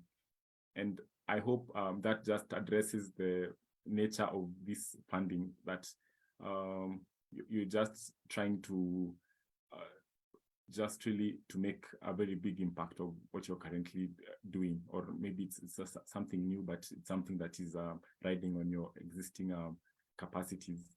So I don't know that 10% is good enough. Maybe Esther, if you have anything to add. So maybe to just add on what Laban is saying, how the program budgets have been structured is that 15% has to go towards capacity building, 75% goes towards program work, and 10% supports administration and overheads. So in this case, we are looking at staff costs and any other overhead costs, e.g. rent, utilities, and all the others. The caveat here is that all these other overhead costs that relates to institution have to be necessary to carry out the action. Whatever you're doing, those costs have to be linked to, you have to be able to link them directly to the support of the program. They have to be incurred within the organization, and they have to be incurred within the period of implementing that action. So anything outside the implementation period then cannot be admitted into the admin costs. So you need to be able to justify and show how you arrived at the proportions of allocating those particular costs to the program. Otherwise, they can be ineligible costs. Thank you, Esther. Thank you, Laban. We'll take a couple of questions related to registration and partnerships. So Diana Otieno asked, we are registered as a performance arts group under the Ministry of Culture and Tourism. We are not a limited company, neither an association nor an NGO. We are more or less a CBO. Is it still okay to apply? So yes, once again, please refer to our application guidelines. You can see what kind of organizations are acceptable. For-profit organizations are acceptable. We will discuss the issue of the no-profit clause. There was a question in the chat box from, let me find it. Jennifer Odera, are solopreneurs eligible? Yes, if you have a business that is registered. So if you are registered as a solo practitioner, you have a business, you are the only director, you are able to provide that document, then you are eligible. There's also a question from Diana Otieno about collaborating with a UK-based organization, and if that is okay, that is okay. You're allowed to partner with organizations from your own country, as long as you're in one of the 14 cluster countries, then you apply to us. You can also collaborate with countries from any of the other ACP clusters in Africa, outside Africa. You can collaborate with any member state of the European Union, and you can collaborate with organizations from the United Kingdom.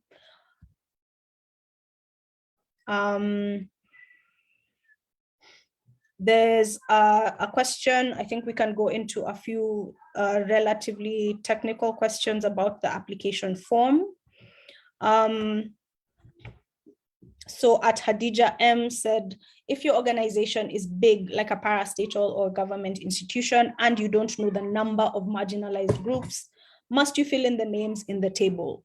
Also bearing in mind the privacy of such content. So I'll ask Rachel to take that response. I believe we adjusted the table and we don't need private information. Yes, please. Thank you, Akati. We did adjust that. We do not require their names, but if you do have visibility of maybe the capacity within positions that they hold, that is sufficient, and maybe the level of marginalization. Thank you. Yes, thank you, Rachel. So as we mentioned in the presentation, we're interested in what steps your organization is already taking around diversity and inclusion. We do hope that you have, as she mentioned, visibility of the demographics of your team, and that way you're able to see, are you making appropriate steps to ensure that they are represented at various levels? Are you making sure that your non-discrimination as far as hiring is actually reflecting? Do you have members of marginalized groups in your decision-making level? So we do need that information, but we do not need any identifying information about the person. So we don't need their name, we don't need the specific job title. We don't need any kind of identifying number, passport information. So please do make an effort, if you don't already collect that information, to find a way to maybe collect it anonymously and have it at aggregate level.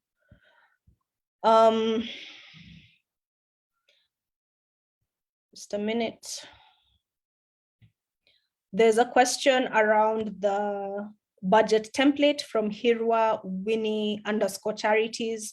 Hello, we would like to fill in the budget template, but as you have said in its YouTube video that the template should be attached on the description of the video, but we cannot find it there. So I think this is a request for the budget template. We can put a link to that in the chat box.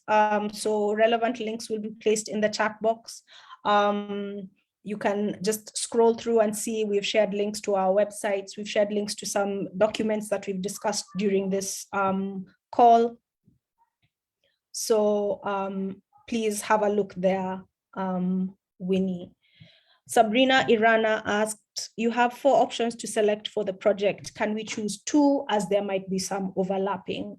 Mars, could you take that one? Sorry, just so I understand. I'll repeat it. It says you have 4 options to select for the project. I believe those are the objective areas. Can we choose 2 as there might be some overlapping? No. So you can't pick 2. You can't have 2 main areas of implementation. You can have you're only allowed to have 1 area of implementation. However, I believe on the application form we do ask you what other objectives that your project speaks to. So you're able to select it in the event that your project speaks to other objectives. But as far as implementation, you can only have one objective. So if you're in conflict between the 2, I would suggest that you pick the one that speaks most closely to what you're proposing. Thank you, Mars. Similarly, we have a question from Andrew Kagia. Hi, I wanted to know if this cycle of funding now includes film production because I no longer see it on the exclusion list. So we can have, our team can have a look at the exclusion list, but film production remains not covered by this grant. As I mentioned, this grant can cover film pre-production activities and film post-production activities. Production activities, what I would recommend is that we go to the ACP EU website because they have other grant opportunities specifically for film production. One is called the ACP, I think, CLAP Fund, and the other one is called the ACP Dental Fund. I'll ask that we also look for links to that from the ACP EU website, and we can put them in the chat. So depending on what it is that you're interested in funding, you can have a look and see whether it's something that Ignite can cover. If not, perhaps check out the other opportunities from the EU. So just before we go into lots of follow-up questions, there's a question from Hans Travis fan page. What can you do to help other organizations, groups, and peoples who are or have master planned projects that will benefit them and the community and generations to come, that these people have no financial records from the start? Is there a way to help these people have eligibility to bigger grants? So that's a great question, and it's a very multi-layered answer. I can give some initial thoughts, and then I'll ask maybe anyone from the team who'd like to say anything. So as we've mentioned, unfortunately for this grant, the funder had very specific requirements. So for this grant, you do need a level of formalization.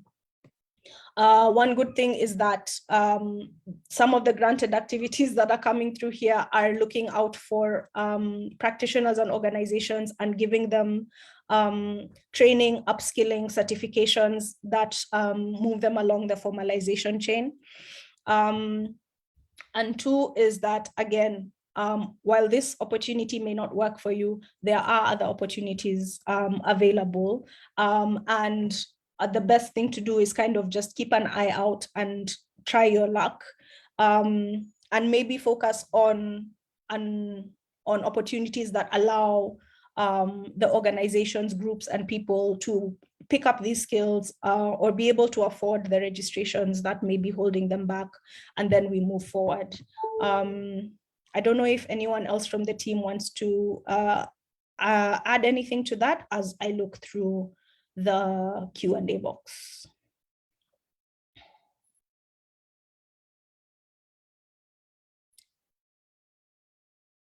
Okay, John Mwakazi asked, what does the no profits clause mean? And I'll ask Esther to maybe give a breakdown of how revenue and earnings are managed under the grants.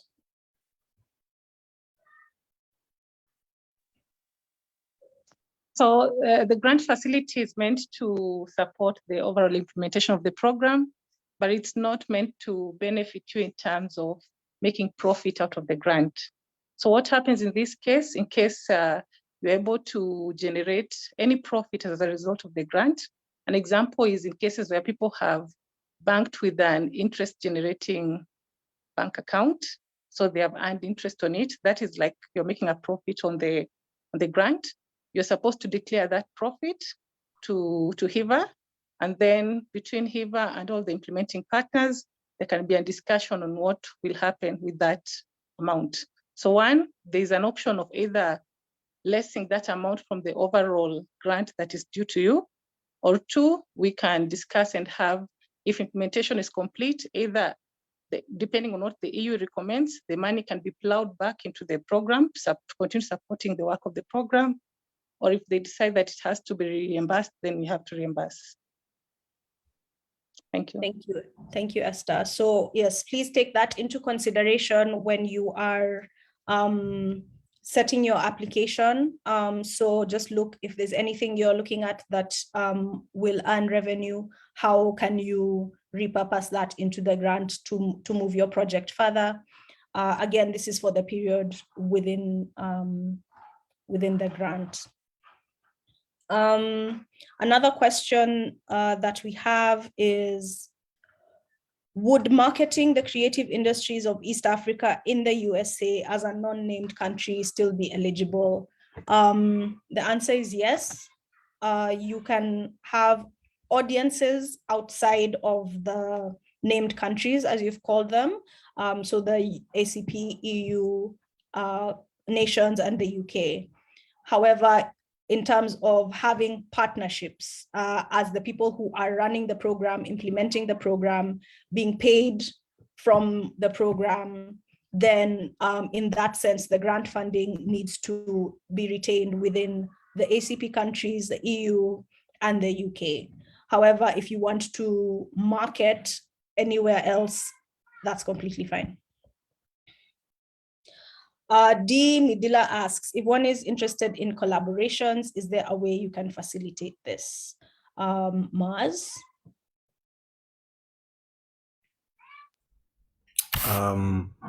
That's a very interesting question. Can we facilitate collaborations? I'm trying to see how we can give you information on how to consider a prospective candidate to collaborate with.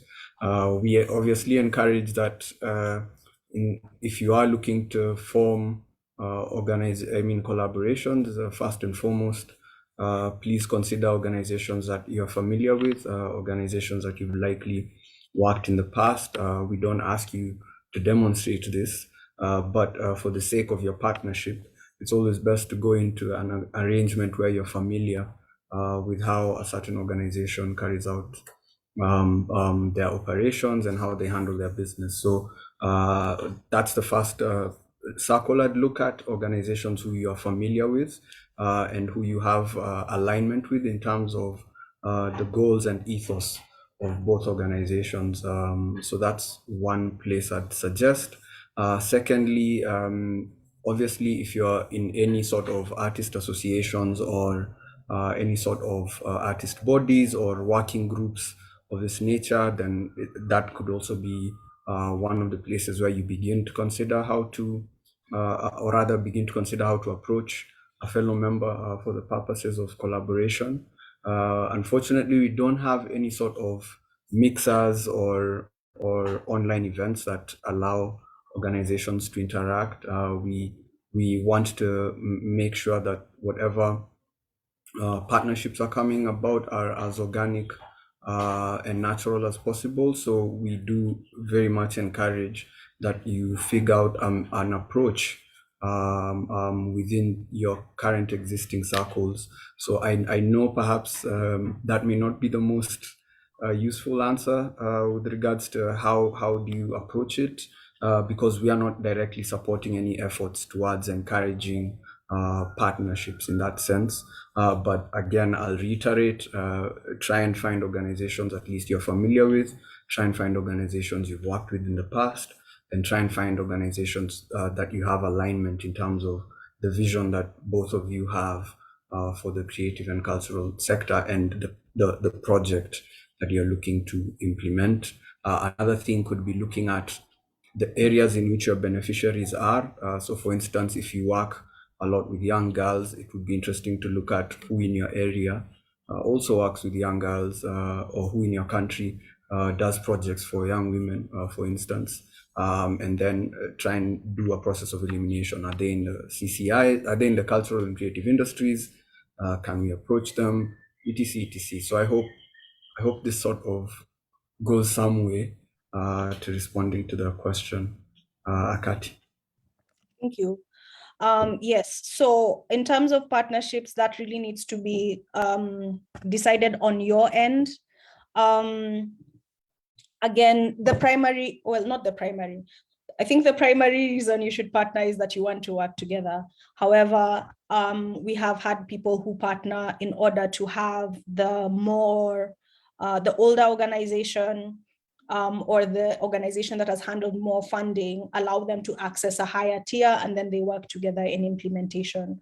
And that's generally, it depends on you. You come together, decide who will do what, and we will hold you accountable to that. We do have 2 minutes left. I'm going to ask for maybe 10 minutes overflow, because we did have a few minutes. It was actually 12. I remember I talked at you for 12 minutes, but I'll ask for 10 minutes overflow just so that we can go through some final questions. I may not read your name, but I'm going to summarize the asks. So there are a couple of questions around the 6-month duration. And perhaps Eric, you can just clarify for people the timeline as far as the 6-month duration. And I think there's another question about maybe the timings of the application activities, and I can take that once Eric has spoken about the 6 months. Okay, thank you, Akati. So what does 6 months mean? 6 months means that whatever project you are applying for, you are able to successfully execute it and deliver it within a 6 months period. So if we go by what we were saying earlier, that you're likely to sign the contract in May and start implementation in June. So 6 months from June, July, August, September, October, November. So that would mean your project you'll be wrapping up in November, right? So that's what we mean by 6 months. And if should things changing in the sense that we you receive the grant later than what we have communicated, let's say June, then by all means we can negotiate so that you run from July all the way to December as opposed to November if there's that delay. But as it stands now, we are hoping that you'll get there if you're successful in the application, that it is a 6-month project. So think about the project that you're applying for. Are you able to execute that successfully within 6 months? So do not think about possibility of extensions. Just think about what can I do? What can my partner and I do within 6 months? Thank you. I hope that makes it clear. Back to you, Akati. Yes, please. So I'll just read this one in a bit more detail. because it asks specifically about costs. Does it mean that all costs must be directed to that short-term project and exclude all long-term capacity investments that could be used for the specific project, but not only this one? I'll ask Esther to take that one and maybe explain what costs need to be finalized within that period of time. If there's any possibility for spend after the timeline, I think that's what the question is asking. And I think we can then answer the question about the timings of the call. Thank you, Akati. So for any cost to be eligible, it must have been spent within the contract period of the signed agreement. So anything outside the contract period without any extension then makes that cost ineligible. So what you're saying, even if you're budgeting for a capacity building element, just budget for what is possible within the 6-month period. Whatever is outside that 6-month period is something that you as an organization can pick it up and build up on it. So you can set up something to support the capacity element, but it should be coming to an end within the 6 months period. Outside the contract period becomes ineligible. Thank you. Yes, and as far as there's also a question about how do you know that your application has been received on our end. And so I'm thinking of the best way to handle it. Okay, so let me pull up my presentation. You will know that your application has been received because you will get a notification to the contact email address associated with your submittable account that will let you know that you should check your submittable account, and under the messages tab, it'll have a message for you, and it'll have a message for you after every review stage. So if you have submitted it, you should have already received an auto response that says we have received it. If that is not the case, please send us an email, but do make sure that you filled the application completely, you did hit submit, your internet connection was working, and then if you got any kind of error message, please also share that. But we do expect that as long as you hit submit, you've already received a response. If not, please do email us. In terms of the timing of the call and what's happening with it, let me show you once more on this PowerPoint. There's also a question for Olivia and Diana back of house, whether people can get a copy of this presentation. And I think the answer is yes. The video itself will be on YouTube as soon as we go off live. You can watch the whole video again, and I think we can prepare a link for the PowerPoint presentation if you have found it useful. So where we are now is after this webinar, you can continue to access application support via our channels until December 13th, when the call for applications is closed at 11:59 p.m. And then you will start to receive responses from the review panels probably in January, and you should expect 5 responses you will expect responses from the next panel if you got a yes at this panel. So once you've received once you've submitted your application, you get a response. There's a response after initial sieve. If you pass, there's a response after business panel. If you pass, there's going to be a response after creative panel. If you pass, you will be invited to pitch panel. There'll be a response after pitch panel. You'll be invited to due diligence. There'll be a response after due diligence. You'll be invited to sign your contract. So that is the journey of a successful applicant. However, all those stages, it is possible to fall off. So you may receive the response from initial sieve that you have failed. In that case, do not expect further correspondence as far as this grant. I hope that is helpful. There's a question about the tranches. You have said the grant is disbursed in segments. What percentage is the distribution, and after what duration is each distribution? Laban, would you like to take that one? Apologies, can you just repeat? Sure. We have said that the grant is disbursed in segments. I use the word tranches related to milestones. What percentage is the distribution, and after what duration is each distribution? Generally, we are talking about a quarterly disbursement. So that means that you'll get 2 tranches for the 6-month grant. All right.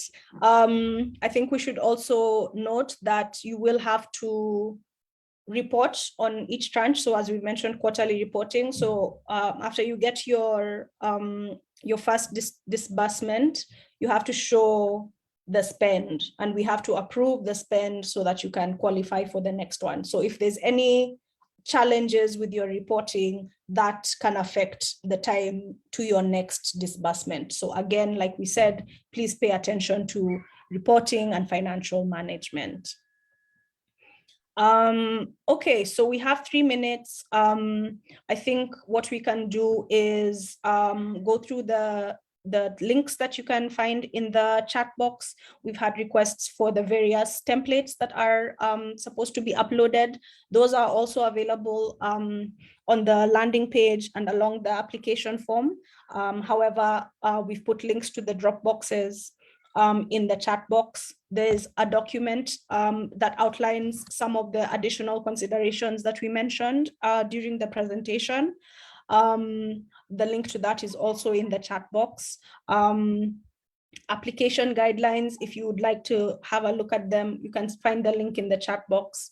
For the people who are interested in film production, there's a link to the other ACP EU, the other EU support mechanisms for film and audiovisual production in the chat box. You can have a look at that and see if it's helpful for you. I do hope we've answered all your questions. If I did not read it specifically, or if you felt it was not covered in the groupings of other questions, please do not hesitate to send us an email. We'll send a response. We will update the frequently asked questions with responses that have come up during this session. So that information will also be available there.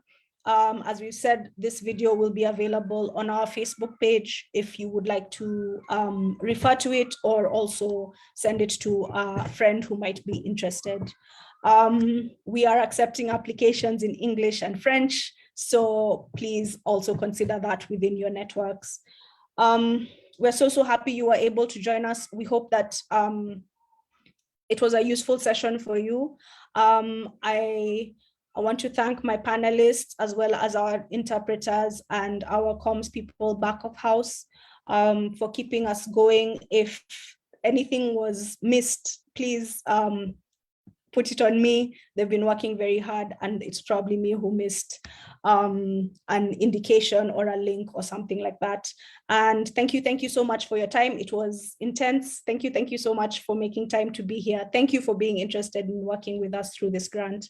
And we hope to see all your applications come in before the deadline, and hopefully we'll be working with some of you in the near future. I see Eric has switched on his camera. I think he has a few words to say. Just one thing, I just noticed there's someone from Congo was asking if this particular facility can help support a project in Congo. So for Congo, we just check out the ACP EU Central Africa program, and you can follow. I think they're having a regional meeting that is ending on the 10th of December. So please follow ACP EU Central Africa program. But really, just to echo what Kat is saying, all the best in your applications. We hope some of you will be successful. We are here between now and the time the call closes to support you in case you should have any questions that may come to your lovely minds before we close the call. Thank you. Thank you so much.